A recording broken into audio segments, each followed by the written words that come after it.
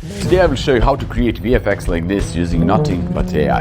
No crew, no green screen, no $10,000 budget. By the end of this video, you will know exactly where to start. So let's do it. Everything you saw is done in minutes using AI, and in this video I will break down how I did it so you can do it too. I like to split these visual effects into three categories, three levels of difficulty. We can do some simple effects like adding objects to the scene, or a little bit more complex like changing the whole environment and the lighting conditions like this cave, for example. Or something even more complex like running from the dragon. And the craziest part is that you don't need any prior experience in VFX because AI made it so simple. So let's start with level 1, adding objects to the scene. All you need is your original footage. You can even film it with your phone like I did for this video, and a little bit of imagination. I uploaded my original footage to Claude and I asked Claude to give me a prompt for Seedance 2.0 to add a monkey climbing to my shoulder but to leave everything else as it is. And Claude gave me this prompt. Now I just need to paste that prompt into Seedance 2.0 together with my original video, and what is really important is to adjust the length of the output file to be exactly the same as my original video, and also the aspect ratio, and I can choose the resolution. For this example, I'm choosing 720p. It's pretty enough. We can do some simple effects like adding objects to the scene. So following these simple steps, you can add anything that you can imagine into your video. I hate when he do this. So now let's go to level 2. Let's change the background and the lighting in our original video. So this is my original video. I'm walking through a hallway, recording myself with a mobile phone on a selfie stick. And I want to replace this with a cave. So this is a little bit more difficult, but it's still pretty easy. For this, we need two things: our original video and the photo of the background that we want to replace our original video with. So for the photo of the background, I use GPT Image 2 to generate this photo of a cave in the style of Indiana Jones. So I just prompted, give me a photo of a cave in the style of Indiana Jones, and that's it. And I got this photo. Now we need to go to Claude, upload our original video together with the photo of the background, and just ask Claude to give us a prompt for Seedance 2.0 for changing the background in our original video with the photo that we provided, leaving everything else as it is. And here is the prompt. Now the simple part is to go to Seedance 2.0, upload the original video and the photo together with the prompt, match the length of the video, aspect ratio and resolution, and we have this as a final result. Or a little bit more complex like changing the whole environment and the lighting conditions like this cave, for example. Maybe you're asking, do I really need to use Claude for this? Or can I use ChatGPT or any other LLM? Well, the answer is yes, but does it even really matter which one do you use? I will address that at the very end of the video, so stay tuned. Level 3, the most difficult one, because we have even more elements to put in the scene. So we have the footage of myself running on the street, and I want to swap the background with some kind of medieval background, Rocky Mountain with the castle in the back, and also with the dragon that is spitting fire and chasing me. And at the top of that, I want to switch my wardrobe with some kind of an armor that is appearing like a nanotechnology from Iron Man, and to put all of that in just 5 seconds. So everything needs to happen really fast. So in order to do that, we need to have really good preparation. So we need to have a character sheet of an armor if we don't want Seedance to just imagine some kind of armor. Then we need to have our background.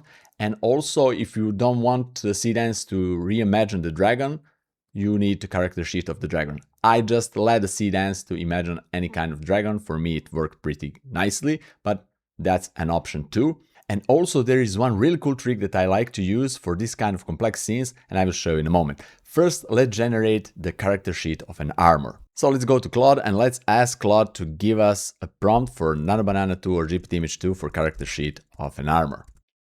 Okay, so here is the prompt. We just need to paste that prompt into NanoBanana 2 or GPT Image 2, and this is the result that we got. Now let's ask Claude to give us a prompt for the background with the dragon. So this is the prompt, and after putting that prompt into GPT Image 2, this is a photo that I've got. Okay, now let me tell you about this cool trick that I like to use with these kind of complex scenes. So instead of giving Seedance this new background that we generated together with all other elements to generate a new video, I first like to extract the first frame of my original video, me on the street, and use that frame together with this new background put it into Nano Banana 2 or GPT Image 2, depends on the style we want to get, and tell GPT Image 2, for example, to extract myself from the first photo and to put me on the second photo, matching the light from second photo. And this is the image that we are getting with this method. And now I'm putting this photo together with all other elements into Seedance for the final result. And this method, for me at least, is giving a little bit more consistent results in a matter of lighting in the new video. Or something even more complex, like running from the dragon.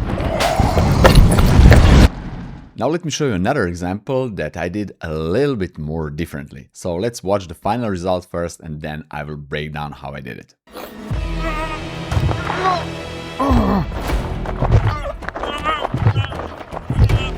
This seems like it's a little bit more complex scene. We have a robot that is dragging myself through the desert towards the spaceship. I'm tightened with some kind of sci-fi rope, and the camera is moving constantly to the left. I recorded this with the final result in my mind, and that's always the better choice than to record something and then to think about what I can add to this footage. So as you can see, I act that I was tightened up with some kind of rope and dragged through the desert. The camera motion is also pre-planned for that final result. But the realization of the final video was really simple, and let me show you the secret.